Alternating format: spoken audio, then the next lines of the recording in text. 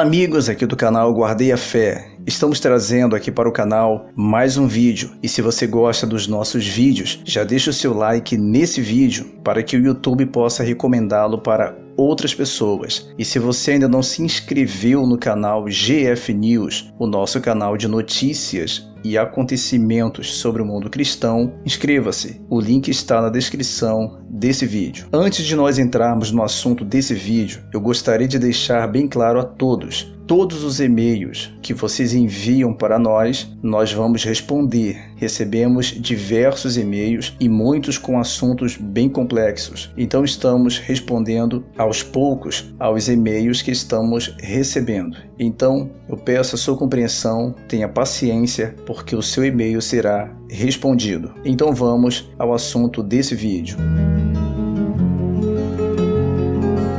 Quem é o rebento que sairá do trono de Jessé? Em Isaías capítulo 11. O capítulo 11 de Isaías diz o seguinte: do tronco de Jessé sairá um rebento e das suas raízes um renovo. Repousará sobre ele o Espírito do Senhor, o Espírito de sabedoria e de entendimento, o Espírito de conselho, de fortaleza, o Espírito de conhecimento e de temor do Senhor. Ao conhecer a vida de Jesus Cristo, percebemos que é exatamente assim. Os ensinamentos de Jesus, os milagres, tudo está exatamente em conformidade com as profecias. Em Lucas, lemos o seguinte: indo para Nazaré, onde fora criado, entrou num sábado na sinagoga, segundo o seu costume, e levantou-se para ler. Então lhe deram um livro do profeta Isaías, e abrindo o livro, achou o lugar onde estava escrito: o Espírito do Senhor está sobre mim, pelo que me ungiu para evangelizar os pobres. Enviou-me para proclamar a libertação aos cativos e restauração da vista aos cegos, para pôr em liberdade os oprimidos e apregoar o ano aceitável do Senhor. Tendo fechado o livro, devolveu-o ao assistente e sentou-se, e todos na sinagoga tinham os olhos fitos nele. Então passou Jesus a dizer-lhes: hoje se cumpriu a escritura que acabais de ouvir. Essa profecia que Jesus leu se refere a de Isaías no capítulo 61. O Espírito do Senhor Deus está sobre mim, porque o Senhor me ungiu para pregar boas novas aos quebrantados. Enviou-me para curar os quebrantados de coração, a proclamar libertação aos cativos e a pôr em liberdade os algemados, a apregoar o ano aceitável do Senhor e o dia da vingança do nosso Deus, a consolar todos os que choram. Entenda bem, o repousará sobre ele o Espírito do Senhor, de Isaías capítulo 11, e o Espírito do Senhor Deus está sobre mim, são a mesma profecia, apenas com uma perspectiva diferente. Quando a Bíblia cita o rebento de Jessé, sabemos que Jessé era o pai de Davi e Jesus era conhecido como filho de Davi, pois as pessoas acreditavam no cumprimento desta profecia. E toda a multidão se admirava e dizia: é este porventura o filho de Davi? Então o rebento de Jessé, que diz em Isaías capítulo 11, é Jesus Cristo. Veja a genealogia de Jesus e você vai entender.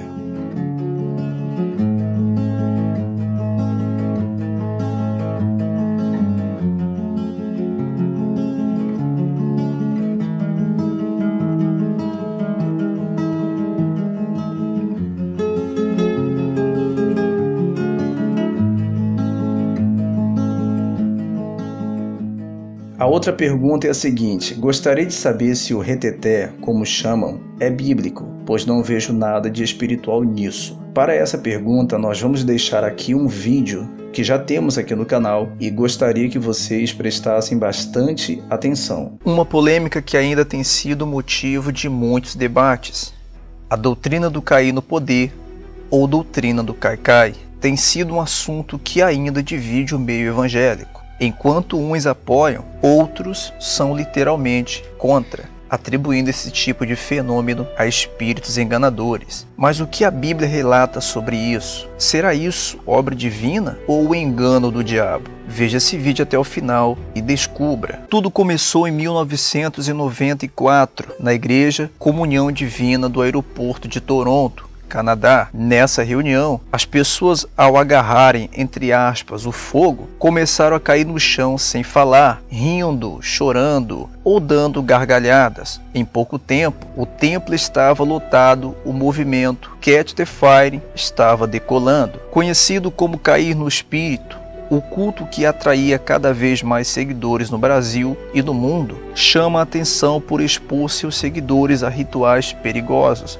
e intrigantes. Comandados por um líder religioso, os fiéis ficam imóveis, caem e se debatem em transe no chão, muitas vezes todos ao mesmo tempo. Um dos fundadores do movimento, Paul Gold, arrependido, revela que as práticas vão contra as escrituras sagradas. Segundo ele, em 2 anos, cerca de 2 milhões de pessoas do mundo todo visitavam a igreja do aeroporto de Toronto para receber esse espírito, essas manifestações e essa bênção. Hoje, ele diz que isso é uma coisa um tanto quanto macabra. Paul conta com detalhes como surgiu o movimento. Ele comandava as orações e os rituais do Kaikai. Era um dos principais nomes da igreja, mas durante um culto percebeu que existia algo de errado naquilo tudo. Ele conta que as pessoas imitavam cachorros e comportavam-se como bêbados. Hoje eu acredito que esse espírito é um espírito falso, um espírito enganador e não o espírito sagrado das Escrituras,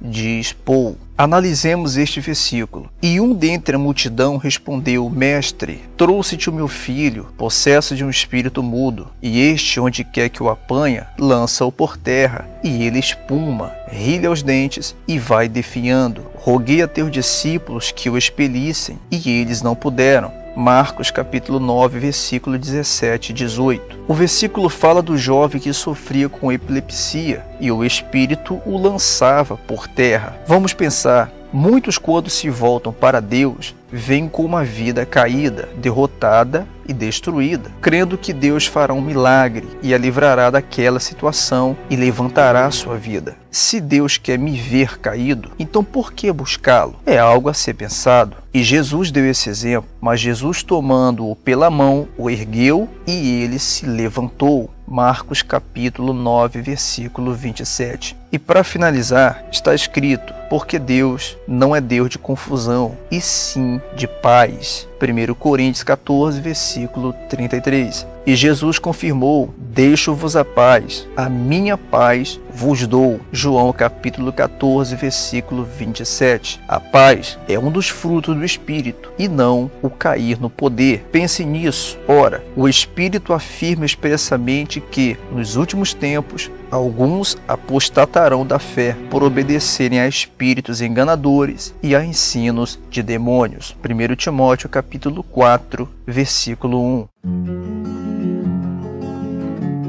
Então é isso, pessoal. Espero ter ajudado vocês, espero ter respondido as perguntas, tirado as dúvidas, e no próximo domingo estaremos trazendo aqui as respostas de mais e-mails que estamos recebendo. Lembrando, se você tem uma pergunta ou dúvida sobre um assunto bíblico, envie para o e-mail que está na descrição desse vídeo. Deus abençoe a todos.